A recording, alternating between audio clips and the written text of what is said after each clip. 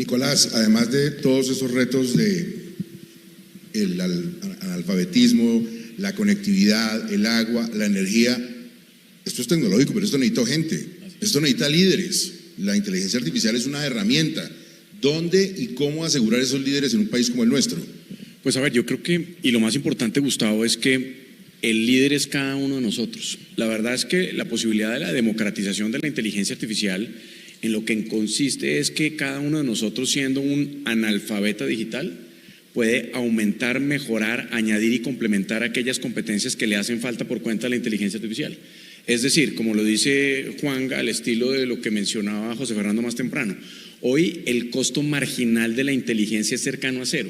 Yo puedo hacer todo lo que podía hacer porque la inteligencia casi que está disponible de manera gratuita para hacer todo aquello que no podía hacer nunca antes. Le voy a dar un ejemplo. A mí, por ejemplo, me daba hasta pena mostrarle en el colegio a mis papás los trabajos que yo hacía. Una vergüenza, estaba en el sótano de la creatividad, incluso hasta esa edad. Hoy en día puedo hacer cosas que nunca antes había podido hacer, pero no solamente en términos de creatividad, sino también en términos de… Las ventajas de dejar la política, mira que tiene tiempo para otras cosas. Eso sí, no hay mal que por bien no venga cuando uno se pega una quemada como la que yo me metí. Pero bueno, eso es otra historia. ¿Listo? Pero lo que quiero decir es que hoy en día la gran posibilidad de construir liderazgo alrededor de esto es un poco entender que esto no necesita ningún nivel de sofisticación, sino lo que necesita es sobre todo un gran nivel o una gran dosis de curiosidad. Y el límite de la inteligencia artificial, el único que existe es el de la necesidad o el de la curiosidad para avanzar. Y desde esa perspectiva uno puede casi que reinventarse para hacer lo que nunca había pensado que podía haber sido. Y para a mitad de la vida volver a reconfigurar la carrera o el negocio. Porque finalmente, cuando usted va construyendo soluciones con inteligencia artificial, lo que se da cuenta es que esto no solamente le permite hacer mejor lo que antes hacía bien, no solamente le permite esto hacerlo más rápido, sino que adicionalmente, para el caso del punto de lo que tiene que ver con el desarrollo empresarial, le permite incluso reconfigurar el modelo de negocio. Y ese liderazgo tiene que ver con entender que uno no tiene, yo no tuve que entender cómo se construye código, cómo se conforma un algoritmo, sino cómo es que yo puedo alinear los conocimientos básicos de una tecnología con mi modelo de negocio. Y esa es la invitación a todos los líderes empresariales, que tienen que empezar a preguntarse menos por la tecnología y a preguntarse más sobre cómo pensar en su negocio a partir de la inteligencia artificial para cada una de las personas. Y ese foco es transformador y trascendental para poder apropiar algo que ya está en el ambiente, del cual todo el mundo habla, pero en donde se necesita un pequeño esfuerzo para convertir en una herramienta real de productividad. Nicolás, en esta economía del conocimiento, pues estábamos hablando del liderazgo, pero es importante que la ventaja también la tiene quien colabora, quien de una manera estructurada trabaja en colaboración. Creo que eso además es fundamental en el escenario del centro de innovación del que hablamos. ¿Cómo está funcionando eso hoy? No, eso es tal vez la principal virtud de esta iniciativa, es la posibilidad de aprender en conjunto. La inteligencia artificial tiene una característica fundamental y es que no viene como el televisor con manual de instrucciones. Esto no es plug and play, sino es plug y ahora qué carajo hago. Es decir, ahora qué voy a hacer. Y ese proceso de aprender en conjunto es el que lo lleva a uno a capturar valor. Y esto lo quiero decir desde el punto de vista de iniciativas como esta, en donde participan academias, en donde participan las empresas, en donde participa, por supuesto, las personas, pero al interior de las propias organizaciones. Es que levante la mano, por ejemplo, aquí, al que contrataron en su oficina porque es buenísimo para inteligencia artificial, para poder escalar con agilidad y poder acompasar de alguna manera la rapidez con la que el mundo está transformando en materia de inteligencia artificial. Es que el último estudio OpenAI alrededor de los temas económicos dice que modificaron ChatGPT una vez cada 3 días. Lo que está sucediendo es que en una semana Google hace un lanzamiento de 17 nuevas aplicaciones. El presidente de Microsoft AI esta semana lo que dijo es que abogados, contadores, entre otros, la mayoría de los que estamos aquí, van a tener entre 12 y 16 meses para que su trabajo quede completamente automatizado y así sucesivamente. Luego, el que no aprenda esto rápido y el que no use las redes de colaboración para escalar y aprovechar y convertir el uso, y este es un uso interesante porque no es el uso recreativo del que generalmente estamos acostumbrados a ir, sino el uso productivo de la inteligencia artificial, no va a poder cerrar esas brechas. Y para terminar y complementar un tema de María Paula que me pareció súper interesante con este tipo de encuestas. Esto no pasa, y de una vez lo advierto, Gustavo, ni en Indra, ni en Caracol, ni en ninguna de las compañías que están acá. Pero un estudio dice que cerca de la mayoría de las empresas, las personas están aburridas en sus oficinas cerca de 10 horas a la semana.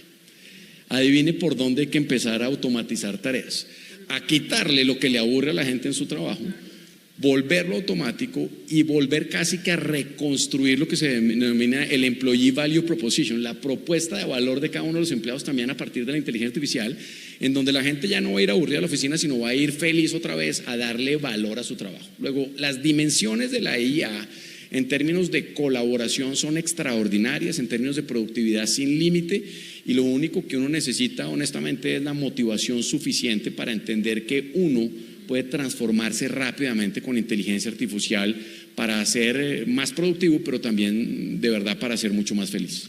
Nicolás. Es que lo que ha mencionado el profesor y lo que menciona también Eduardo es muy importante desde la perspectiva de entender la tecnología. Y eso significa meterse en la cabeza y pelear todos los días con una consigna que creo que es fundamental, y es que la inteligencia artificial piensa con uno, pero no piensa por uno. Luego, el problema que estamos teniendo es que los modelos de inteligencia artificial, al menos los LLMs, no están entrenados para decir la verdad, aunque quisieran no pueden decirlo, pero sí que sí están entrenados para satisfacer al usuario. Es decir, los tipos quieren complacerlo como debe dar lugar, así sea diciendo mentiras. Entonces, el reto de los individuos alrededor de esto tiene que ver con evitar esa seducción constante alrededor de creer todo lo que le dicen, porque además se lo dicen con confianza, ¿sí? con berraquera, y empezar a mantener el criterio como parte fundamental de la introducción, de la interacción.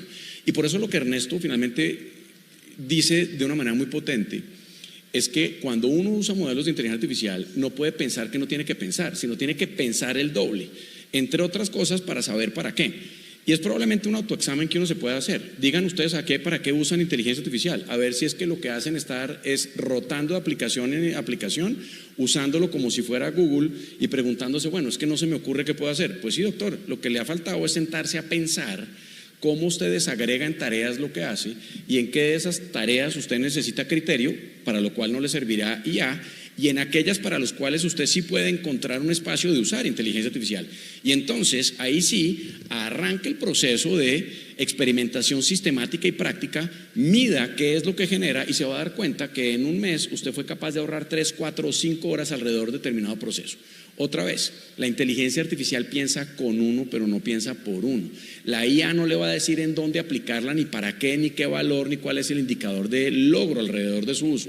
Y ese reto, tanto al interior de las empresas como para el uso individual de la inteligencia artificial, es precisamente el paso que le permite a uno a usarla de manera productiva para generar el valor que hace falta de este hype alrededor del uso sin fondo y sin sentido, que más que productividad es gasto sin filtro alrededor de equivocarse en el sentido de pensar que comprar licencias equivale a utilizar inteligencia artificial. Clave, entender que esto no es tecnología, sino esto es mentalidad.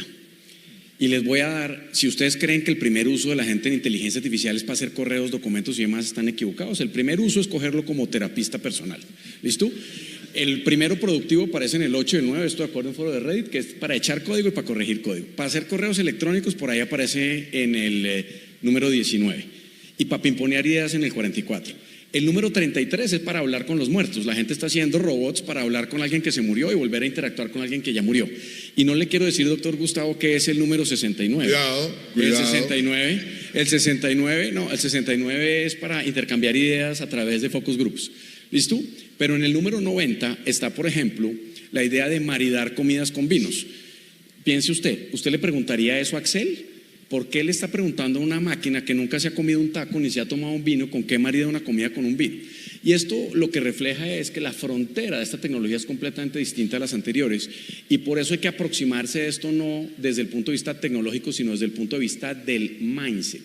Y hay que entender la tecnología y sus parámetros básicos, pero hay que entender la organización, pero hay que entender la gente y hay que experimentar para poder entender de verdad dónde están los límites, las posibilidades y las oportunidades de la tecnología.